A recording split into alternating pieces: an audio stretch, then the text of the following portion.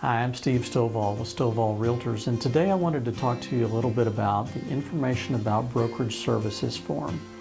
The Texas Real Estate Commission requires all licensees to go over this form at first substantive contact with any potential buyer or seller.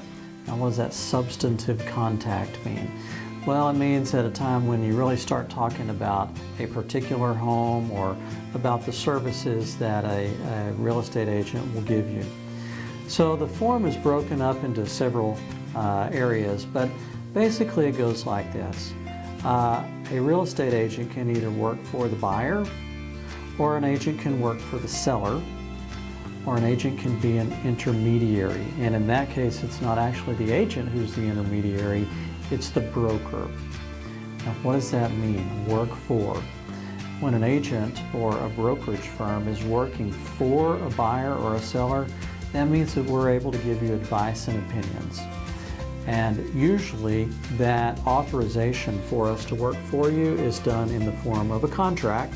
It's in writing, whether it's a listing agreement or a buyer representation agreement. Now, with an intermediary relationship, that means that the brokerage firm works for both parties. And so we have an obligation to treat both parties fairly and equally. So in that case, it could be either, and it's up to the brokerage firm how they handle this, if they allow single agents to work in the form of an intermediary, or if they make it to be where it has to be two different agents. In that case, that would be called intermediary with appointments.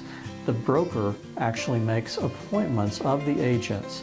So one agent works for the seller and another agent would work for the buyer. And that kind of comes naturally in most transactions. And occasionally, though, there will be a single agent working for the buyer and the seller both. And in that case, that's an intermediary without appointments. And so no advice and opinions.